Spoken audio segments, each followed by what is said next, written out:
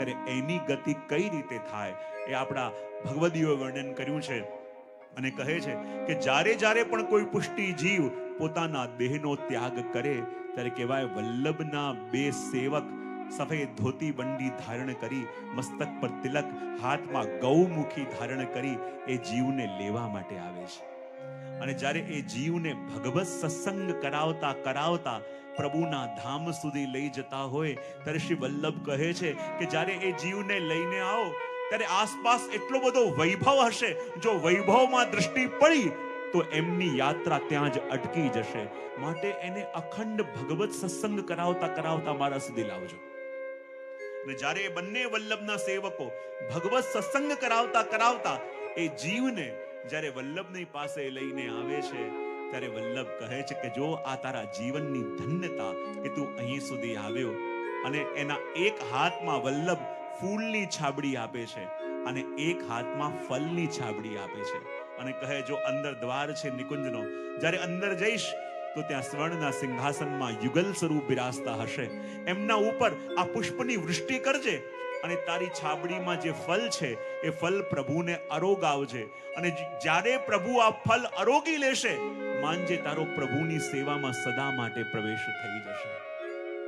અને જ્યારે એ જીવ એક હાથમાં ફલની છાબડી એક હાથમાં ફૂલની છાબડી લઈને પ્રભુની સન્મુખ ગયો, હાથમાં રહેલા પુષ્પ વડે પ્રભુની ઉપર પુષ્પ છાંટ્યા અને ત્યારે પ્રભુ કહે એ જીવ આ વલ્લભે તારા હાથમાં જે આ ફલની છાબડી આપી અને ફલની છાબડીને કારણે તું મારી સામે ઊભો છે, તને મારા દર્શન થઈ રહ્યા છે એનું કારણ બીજું કાંઈ નહીં, વલ્લભે તારા હાથમાં આપેલી આ ફલની છાબડી છે અને એને આધારે તું મારા સુધી પહોંચ્યો, મારી સામે ઊભો છે.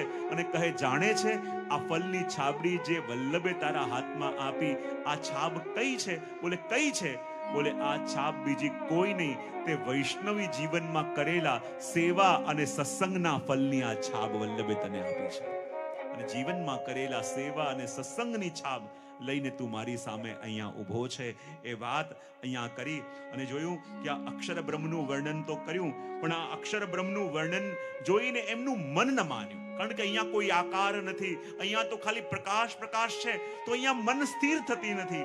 અને જ્યાં મન સ્થિર ન થયું તો આગળ પાંચમી કડીમાં પણ અક્ષર બ્રહ્મનું વર્ણન કરે છે અને કહે છે, પાંચમી અને છઠ્ઠી અને સાતમી ત્રણેય કડીનું આપણે ગાન કરીએ અને એમાં અક્ષર બ્રહ્મ અને પૂર્ણ બ્રહ્મ બંનેનું વર્ણન કરતા ગોપાલદાસજી કહે છે અક્ષરાદિ અખંડ અનુપમ ઉપમા કહી ન જાય, અસ્તિ વસુ સૌ કો મિલે બોલે નિગમને દિને ગાય, નિર્ગુણનો નિરદેશ અટક પરો રસનાશી પેરે કહીએ,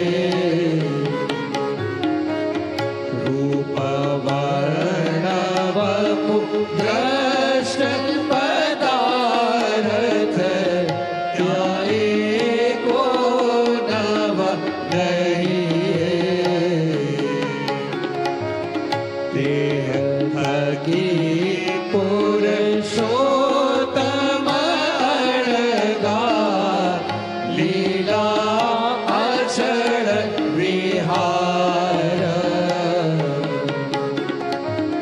બ્રહ્મ જ્ઞાનીને મુક્તિ માર્ગે સ્વપ્ને નહીં વ્યવહાર, સ્વપ્ને નહીં વ્યવહાર, સ્વપ્ને નહીં વ્યવહાર.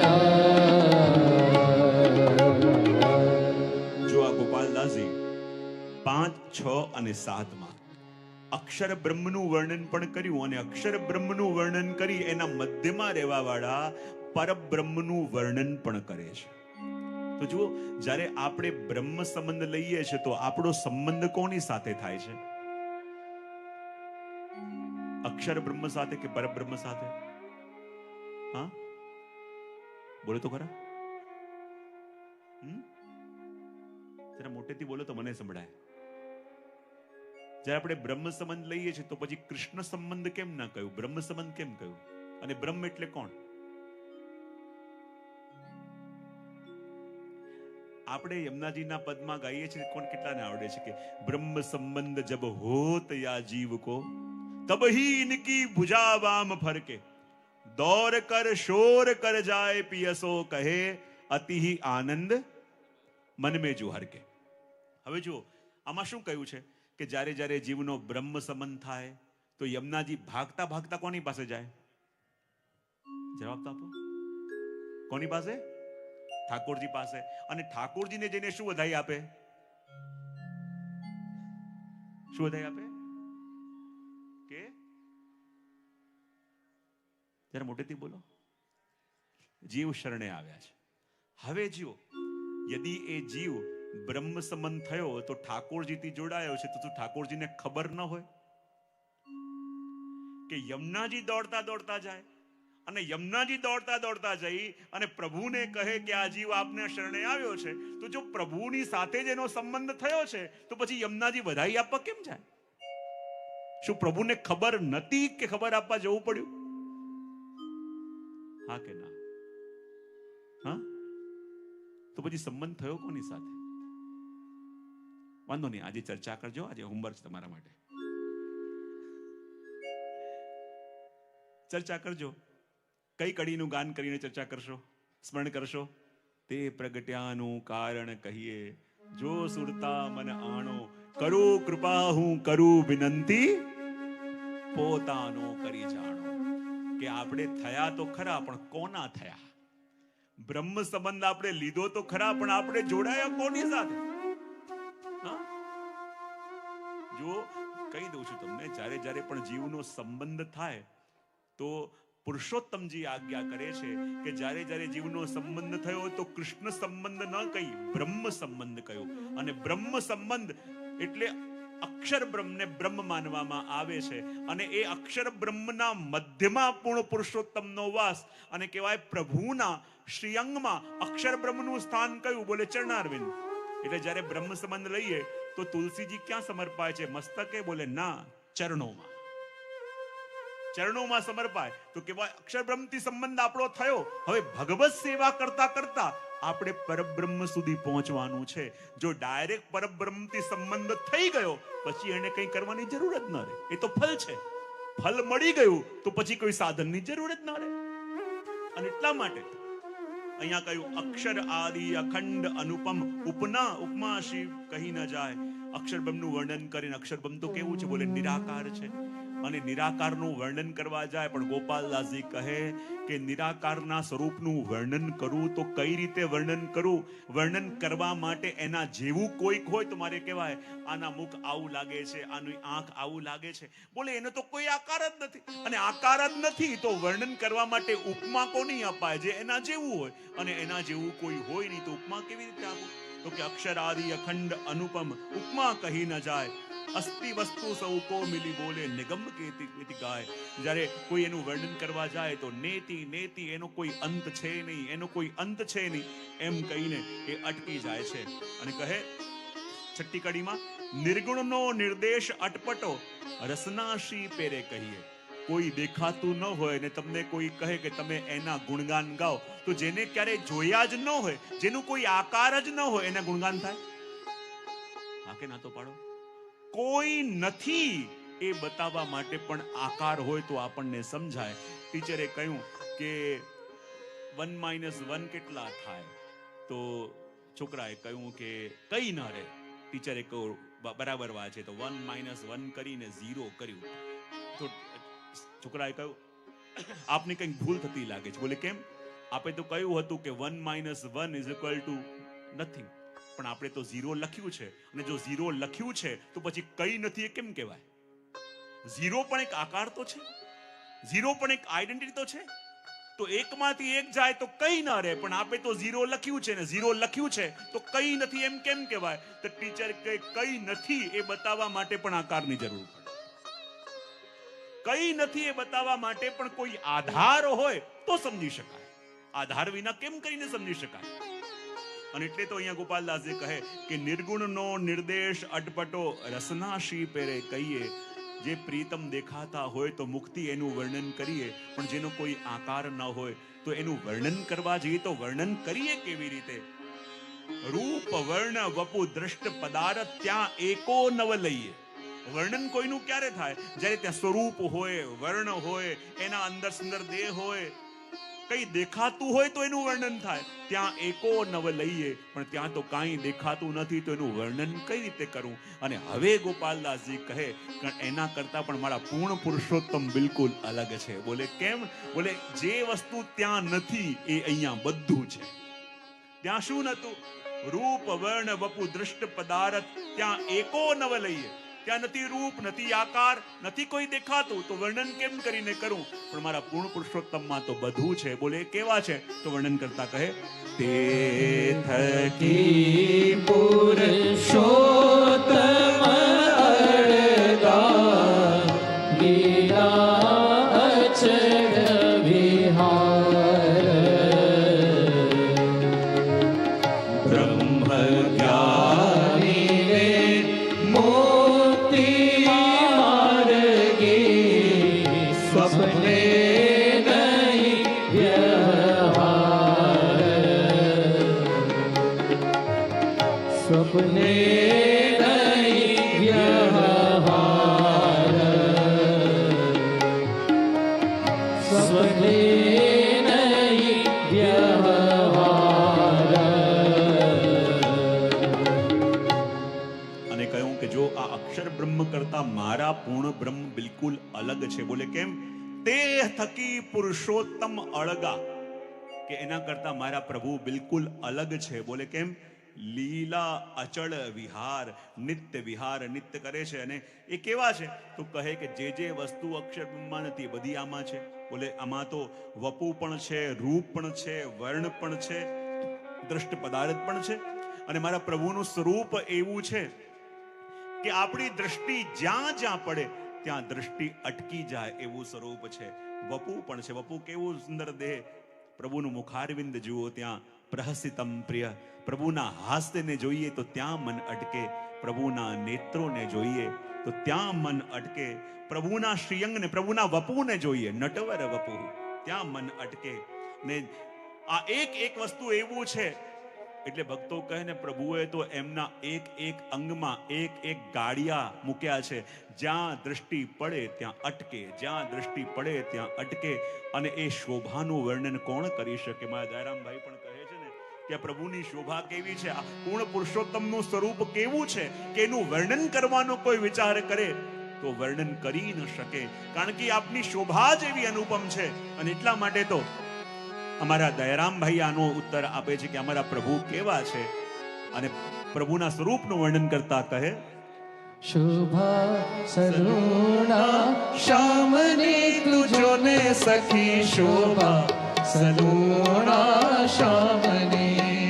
જય હો. શુભા સલુણા શ્યામની તુજોને સખી શોભા સલુણા શ્યામની. જય હો. શોભા સલુણા શ્યામની તુજોને સખી શોભા સલુણા શ્યામની.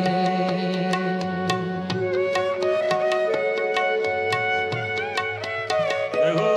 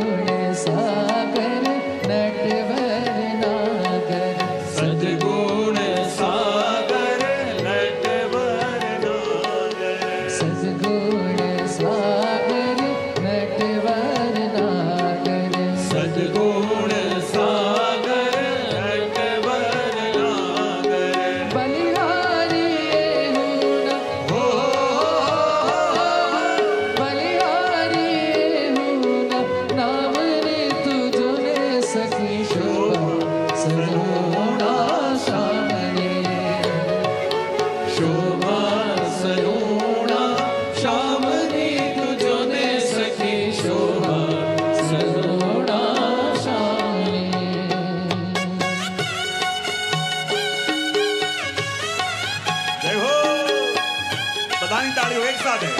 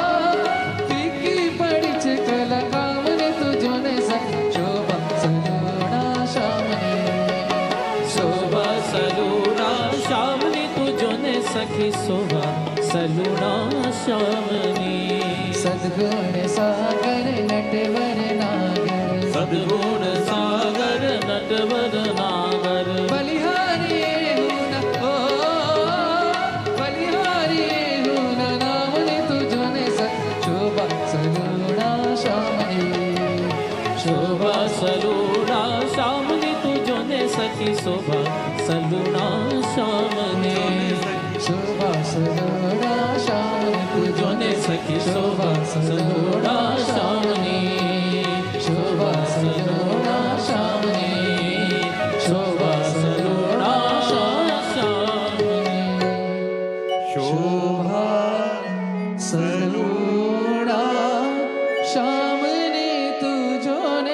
સખી શોભા સલુણા શ્યામની. અને પૂર્ણ પુરુષોત્તમના સ્વરૂપનું વર્ણન કર્યું કે મારા પુરુષોત્તમ છે કેવા, જેમાં કેવું સ્વરૂપ છે, જેમનું કેવું વર્ણ છે, કેવું વપુ છે. અને ત્યારે મનમાં એ પ્રશ્ન જાગ્યો અને શ્રી ગોસાઈજીને વિનંતી કરી કે કૃપા કરીને આપે મને પૂર્ણ પુરુષોત્તમના સ્વરૂપનો અનુભવ તો કરાવ્યો, પણ એ હવે કૃપા કરીને બતાવો કે આવું જેનું સુંદર સ્વરૂપ છે એ પૂર્ણ પુરુષોત્તમ રહે છે ક્યાં. અને જ્યારે રહે છે ક્યાં એ પૂછ્યું તો ગુસાઈજીએ એવી કૃપા કરી કે ગોપાલદાસજીને એ પ્રભુના ગોલોક ધામના દર્શન થયા. આચાર્ય ચરણ શ્રી મહાપ્રભુજી એમ આજ્ઞા કરે છે કે પુષ્ટિ માર્ગમાં દરેક વસ્તુના 3 સ્વરૂપ છે: આદિ ભૌતિક, આધ્યાત્મિક અને આધિદૈવિક. એવી રીતે પ્રભુના વૈકુંઠના પણ 3 સ્વરૂપ: આદિ ભૌતિક વૈકુંઠ, આધ્યાત્મિક અને આધિદૈવિક. તો કહેવાય કે આ ત્રણેયમાં ભેદ શું? આદિ ભૌતિક વૈકુંઠને કહેવાય વૈકુંઠ, બીજું સ્વરૂપ છે રમા વૈકુંઠ અને ત્રીજું છે વ્યાપી વૈકુંઠ. વૈકુંઠ કોને કહેવાય? કે જેમાં પ્રભુ ક્ષીરસૈયામાં, ક્ષીરસાગરમાં શેષ સૈયા ઉપર પહોળેલા છે, એ છે વૈકુંઠ. એના પછી આવે રમા વૈકુંઠ, જેમાં પ્રભુ શેષ સૈયા ઉપર પહોળેલા છે અને એક લક્ષ્મીજી એમના ચરણોની સેવા કરે છે, એ છે રમા વૈકુંઠ, જેમાં એક લક્ષ્મીજી પ્રભુની સેવા કરે છે.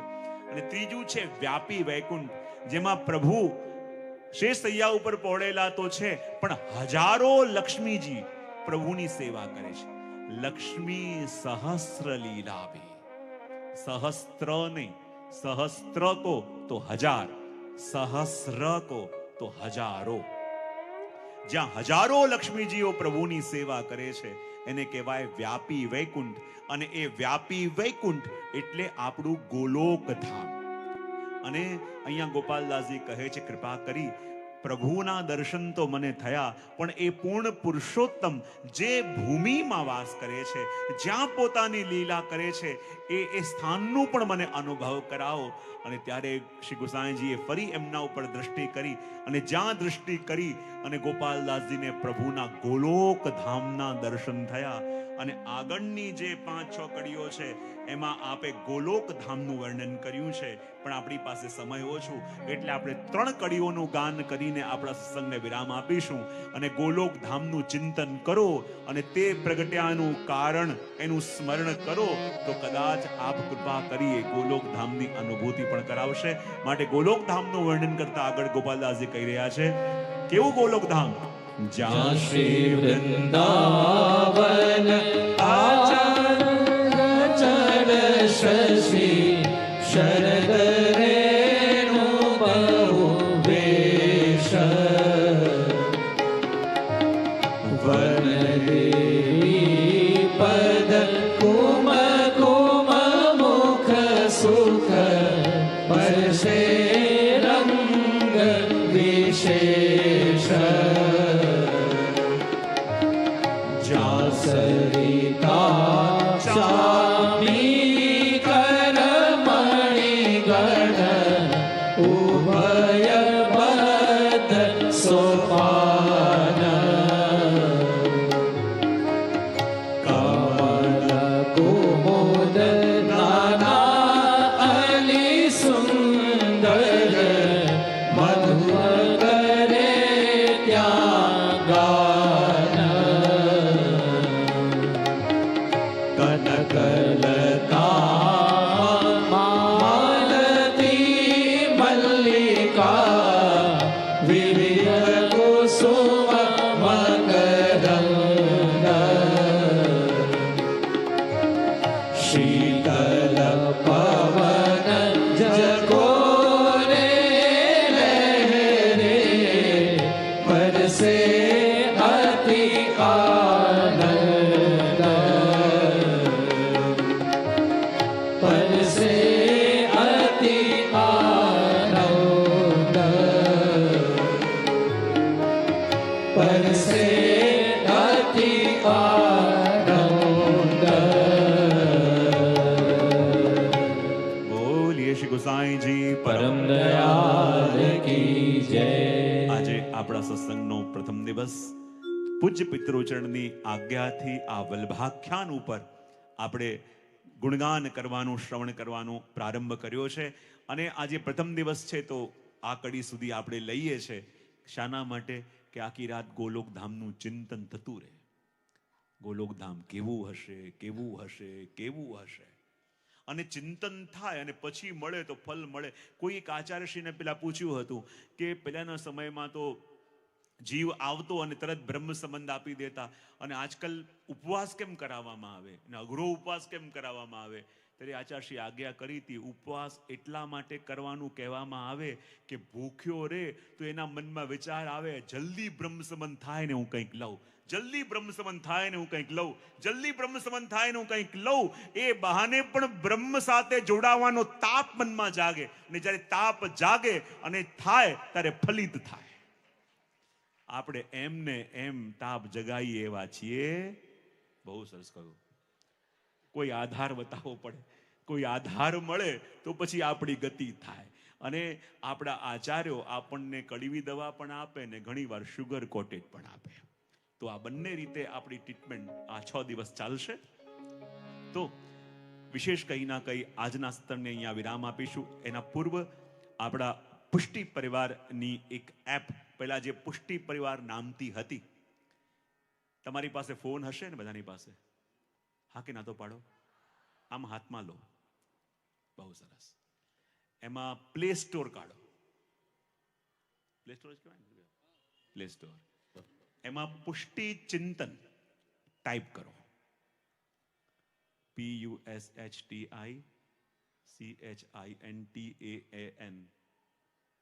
પુષ્ટિ ચિંતન બરાબર ટાઈપ. સ્પેલિંગ ન હોય તો આજુબાજુવાળાને પૂછી શકો છો. પુષ્ટિ ચિંતન કરી એમાં ડાઉનલોડ લખેલું હશે બાજુમાં, એ ડાઉનલોડ કરશો તો આ એપ, આમાં કોઈ ચાર્જ નથી, આ ફ્રી એપ પુષ્ટિમાર્ગની તમારા ફોનમાં આવી જશે. અને એમાં રોજ બરોજ આજે ઠાકોરજીના કયા વસ્ત્ર, કયા શૃંગાર, આજે ઠાકોરજીની સેવા રીતિ શું છે, આજે પ્રભુની સેવામાં કયા કીર્તન આવશે, કોઈ પણ અમારા પ્રવચન, કોઈ પણ પુષ્ટિમાર્ગની જાણકારી તમને આ એપ દ્વારા મળી શકશે. તો આજે ઓફિશિયલી આપણે આ પુષ્ટિ ચિંતન એપને લોન્ચ કરીએ છીએ. તો આપ સૌ પોતાના ફોનની અંદર એને ધારણ કરી શકો છો. અને જે પણ ફોનમાં જેને આવી જાય, આ રોજ એનાઉન્સમેન્ટ કરશે અહીંયાથી, અને બધાને ખ્યાલ આવશે. અને કાલે પણ જ્યારે હોય તમને સૂચના મળશે, તમે કરી શકશો. અને હવે આપણા સંપૂર્ણ મનોરથી, મુખ્ય મનોરથી, સહયોગી મનોરથી, સહમનોરથી એ બધા દ્વારા અહીંયા પૂજન અને આરતી થશે. તો જેમ જેમ નામ બોલાય બધા આવતા જશે. બોલે શ્રી વલ્લભા. અને આજે અહીંયાથી જ્યારે આપણે ધામ જઈએ તો ધામમાં આજે ષડઋતુના દર્શન ઠાકોરજીના થશે.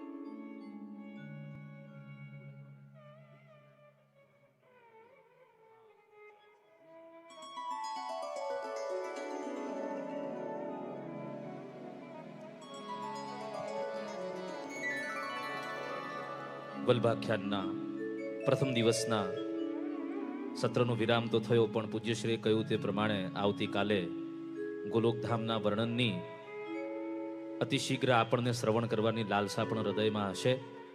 અને પુનઃ પાછા સમયસર કાલે 3:30નો આપણો ટાઈમ છે. 3 વાગે આવીને આપણે વ્યવસ્થાના ભાગરૂપે આવી અને પોતાનું સ્થાન લઈ લેશું. સાયંકાલીન આરતી માટે સંપૂર્ણ મનોરથી એવા સોનલબેન, મેહુલભાઈ વેદ, એમનો પરિવાર મંચ પર આવી જશો. સાથે જયેશભાઈ લારીવાળા પરિવાર, તેઓ પણ સત્વરે મંચ પર આવી જશો. મુખ્ય મનોરથી પરિવાર ઉદયભાઈ શાહ, એમનો પરિવાર આશાબેન નીતિનભાઈ દેસાઈ પરિવાર, ગૌરીબેન ફૂલચંદભાઈ પટેલ પરિવાર. એક વિનંતી છે કે જે મનોરથી પરિવાર આપણી પાસે 7 દિવસ છે અને એક જ સાથે મંચ પર વધુ ભીડ ન થાય અને આપના પરિવારના દરેક સભ્યોને આરતીનો લાભ મળે તો 7 દિવસમાં થોડું વિભાજન કરીને કે આજે પરિવારના આ 2 લોકો આવે આરતી કરવા, પરિવારના આ 2 લોકો આજે આરતી કરવા આવે, એવી થોડી વ્યવસ્થા આપ સ્વગત પોતે જ કરી લેશો. અને આજે પ્રથમ દિવસ છે, સહમનોરથી પણ ઉપર મંચ પરથી આરતી કરવા માટે આવશે. દીપકભાઈ યુએસએ, પંક્તિબેન તથા ફોરમબેન પટેલ, જયશ્રીબેન ધીરેનભાઈ પરીખ પરિવાર, જ્યોત્સનાબેન ઇન્દુભાઈ પરીખ પરિવાર, એક વૈષ્ણવ ચંદ્રવદનભાઈ મજમુદાર. આ સમનોરથી પરિવારમાંથી કોઈ એક વ્યક્તિ કે 2 વ્યક્તિ વધુમાં વધુ આરતી માટે સંમેલિત થશો. આપણે સત્વરે મંચ પર આવીએ અને મેં કહ્યું તે પ્રમાણે આવતીકાલથી આપ પરિવારને વિનંતી કે આપના પરિવારના સભ્યોનું વિભાજન કરી અને 7 દિવસ છે તો રોજ 2 કપલ આરતી માટે આવે સંપૂર્ણ મનોરથી પરિવાર વતી, અને મુખ્ય મનોરથી પરિવાર તરફથી, સહ મનોરથી તરફથી એક પરિવાર એક યુગલ આરતી કરવા માટે. તો આપણી વ્યવસ્થા સંપૂર્ણ રીતે સચવાશે. આવો આરતી કરીએ. आरती वल्लभ वर की जय, आरती वल्लभ वर की जय. अपनो जन्म सफल कर लीजे, अपनो जन्म सफल कर लीजे. आरती वल्लभ वर की जय, आरती वल्लभ वर की जय. देवी जन के कारण आए, साथ सी गोवर्धन नाथ को लाए, साथ सी गोवर्धन नाथ को लाए. आरती वल्लभ वर की जय. आरती वल्लभ वर की जय. श्री भागवत को मर्म समझाया, श्री भागवत को मर्म समझाया. लीला रस भूतल प्रगटाया, लीला रस भूतल प्रगटाया. आरती वल्लभ वर की जय. आरती वल्लभ वर की जय. निज जन के सब दोष मिटाए, सबको ब्रह्म संबंध कराए, सबको ब्रह्म संबंध कराए. आरती वल्लभ वर की जय. आरती वल्लभ वर की जय. सेवा रीत प्रीत सिखलाए, सेवा रीत प्रीत सिखलाए. पुष्टि मार्ग की ज्योत जगाए, पुष्टि मार्ग की ज्योत जलाए. ये आरती वल्लभ वर की जय. आरती वल्लभ वर की जय. अब तो इतनी करुणा कीजे, वल्लभ अपने शरण में लीजे, वल्लभ अपने शरण में लीजे, से वल्लभ अपने शरण में लीजे. आरती वल्लभ वर की जय. आरती वल्लभ वर की जय. अपनो जन्म सफल कर लीजे, अपनो जन्म सफल कर लीजे. आरती वल्लभ वर की जय. आरती वल्लभ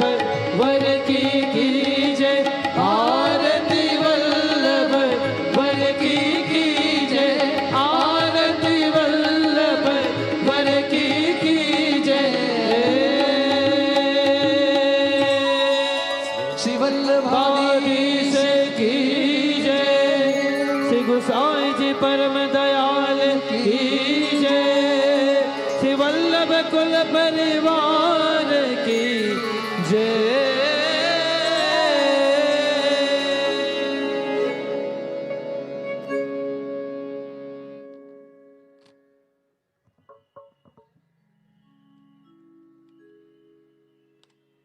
મંચસ્થ સર્વે વૈષ્ણવ એક પરિક્રમા કરી પોતાના સ્થાનને શોભાવશો. આવતીકાલે બરાબર બપોરે 3:30 વાગે આપણું આ વલ્ભાખ્યાનનું સત્ર પ્રારંભ થઈ જશે. આ 7 દિવસમાં અનેક ઉત્સવો પણ આપણે ઉજવશું, અનેક વધાઈ પણ છે, અન્ય દિવ્ય ઉપક્રમ પણ છે.